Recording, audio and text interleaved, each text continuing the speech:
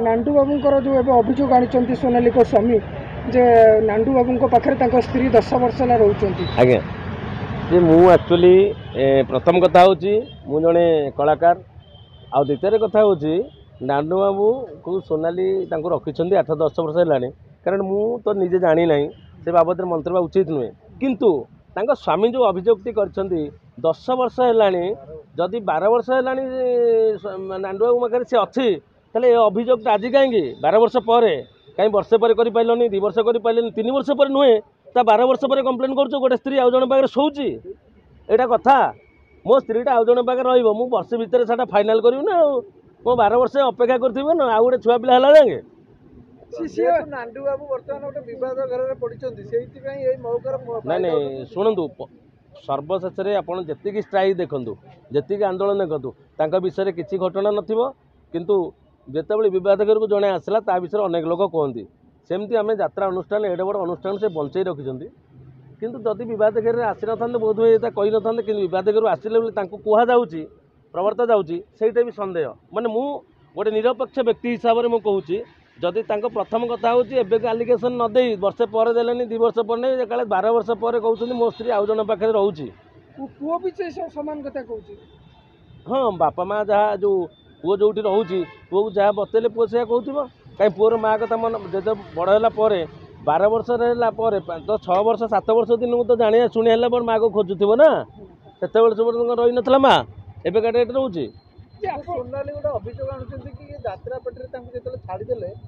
किसी दिन पर मोबाइल स्विच ऑफ करदे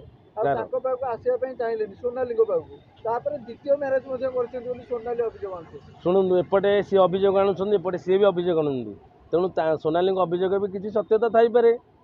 माने सेटा आम जानिनु ना द्वितीय आम से गाँव अच्छा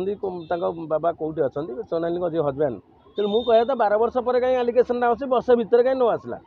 बस एति कथा आप कौन भावुं जो सिनेमा आड़ को पीयूष त्रिपाठी ढलिले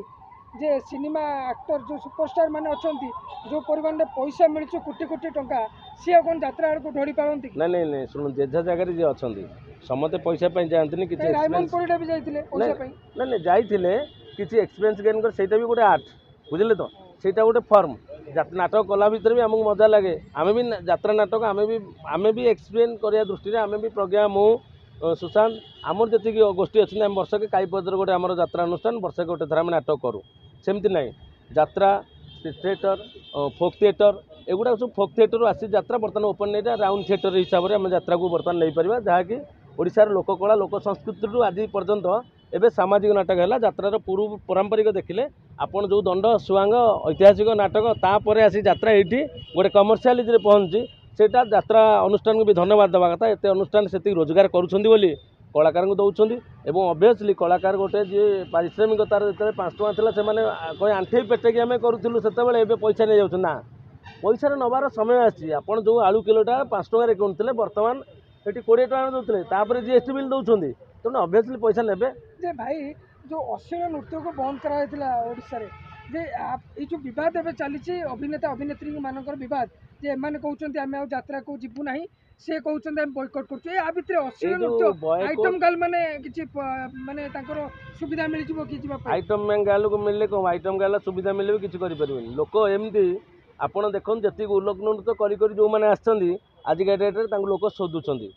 तो लोक से उल्लक बर्तमान ई साइक्लिंग होची दर्शक धरी आपड़ देखो यात्रा देखो सिनेमा देखो बर्तमान राम रावण यही भितर नहीं कि डांस बदले से थोले जोटा लोक ग्रहण कले लोक बर्तमान पुराणा जिन खोजुंट उल्लग्न हटाइवाई लोक मन में प्रचंड चेष्टा अच्छे उल्लग्न भी हटवा दरकार तो जो यात्रा मालिक जड़े कलाकार को बाड़ेवा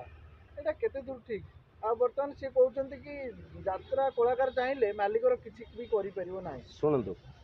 यहाँ मालिकर से जो मालिक जे बाड़े जे कहले से भूल किंतु आ गोटे कथा माने कहीं बाड़े से परिप्रेक्षी में बर्तमान से कोर्टे केस देते कि देना कि आप जानते नरी बाबू जे कमेडियन से कोर्टे केस देते कि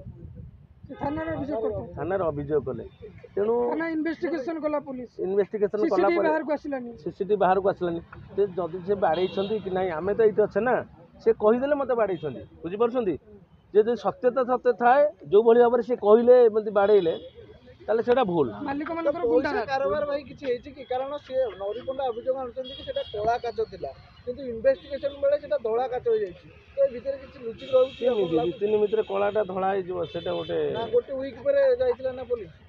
ସେଟା ତ ଆମେ ଜାଣିନେ, ତା ପରିସରରେ ଆଲୋଚନା করে ମୁଁ କୌଣସି ମନ୍ତବ୍ୟ ଦେବାଟା ଉଚିତ ନୁହେଁ। ଯେତେବେଳେ ଯଦି କଳାକାରକୁ ଏଭଳି ମାନେ କିଛି ଭୁଲ ନଥାଏ ଯଦି କରାଯାଇଥାଏ ସେଇଟା ଭୁଲ, ତାପରେ କାର୍ଯ୍ୟାନୁଷ୍ଠାନ ନିହାତି ହେବା ଦରକାର। ନିହାତି ହେବା ଦରକାର। କିଛି ଦିନ ପୂର୍ବରୁ ଯେହେତୁ ଗୋଟେ କପି ଟ୍ୟାଗ ଆସିଥିଲା ଶୁଣନ୍ତୁ। ଓଡ଼ିଆ ଫିଲ୍ମ ପାଇଁ, ହଁ। ଓଡ଼ିଆ ଫିଲ୍ମ ସବୁ ମୁହଁ ଦର୍ଶକ ଫେରାଇଥିଲେ ଆଉ ବର୍ତ୍ତମାନ ଯାତ୍ରାକୁ ଯାଇଥିଲେ। ତ ଯାତ୍ରାରେ ଯୋଉ ବର୍ତ୍ତମାନ ପରିସ୍ଥିତି, ତ କଳାକାର ଯୋଉ ଏଇଭଳିଆ ପରିସ୍ଥିତି ଫେସ୍ କରୁଛନ୍ତି, ଶୁଣନ୍ତୁ। ତ ଦର୍ଶକ କ'ଣ କରିବେ? ସେଇଟା ଆମେ ଯୋଉ ବୋଲେଇବା, ସବୁବେଳେ ଦର୍ଶକ ସିନେମା ଦର୍ଶକ ଅଛନ୍ତି, ଯାତ୍ରା ଦର୍ଶକ ଅଛନ୍ତି, ଆପଣଙ୍କର ମେଲୋଡି ଦର୍ଶକ ଅଛନ୍ତି। ଏବେ ବି ଯାତ୍ରା ଅନୁଷ୍ଠାନକୁ କିଛି କିଛି ଦର୍ଶକ ଯାତ୍ରା ଦେଖିବେ 200 ଟଙ୍କା ଟିକେଟ୍ କାଟିକି ଯିବେ, କେବଳ ରେକର୍ଡ ଡ୍ୟାନ୍ସ ସରିଲା ପରେ ଅଡ଼ିଏନ୍ସ 25% ପଳେଇ ଆସନ୍ତି। ବୁଝିଲେ ତ? ସବୁ ବର୍ଗର ଦର୍ଶକ ଅଛନ୍ତି। ତେଣୁ କୋଣ ସିନେମା ଲୁପ୍ତ ହେବନି କି ଯାତ୍ରା ବି ଡୁବିଯିବନି, ସବୁ ଯେମିତି ଚାଲୁଛି ସେମିତି ଚାଲିବ। କିନ୍ତୁ ମୋର ସମସ୍ତଙ୍କୁ ଯେଉଁମାନେ ଯାତ୍ରା କଳାକାର ହୁଅନ୍ତୁ, ଯାତ୍ରା ମାଲିକ ହୁଅନ୍ତୁ, ଯାତ୍ରା ପାର୍ଟିକି ମୋର ଗୋଟିଏ ଅନୁରୋଧ, ଯେଝା କାର୍ଯ୍ୟ ଯେ କରିବା, ସମସ୍ତେ ଏମିତି କରିବା ଦ୍ୱାରା ଯଦି ଆମର ଗୋଟେ ଆନୁଷ୍ଠାନିକ ଭାବରେ କ୍ଷତି ହେଉଛି ତାହେଲେ ଆମେ ସମସ୍ତେ ଲସ୍ରେ ପଡ଼ିବା। ତେଣୁ ଏମିତି କିଛି ନ କରି କିଭଳି ଭାବରେ ସବୁ ପାର୍ଟି ଠିକ୍ରେ ଚାଲିବ, ମାଡ଼ି ଚାଲିବ, ଆମେ ଅଧିକ ଟଙ୍କା ପାଇବା, ଅଧିକ ପାର୍ଟି ଇନକମ୍ କରିବ, ସେଥିପ୍ରତି ଆମେ ଧ୍ୟାନ ଦେବା, ଅଲଗା କୌଣସିଥିରେ ମୁଣ୍ଡ ନ ପଡ଼ି, ତାହେଲେ ଭଲ ହେବ।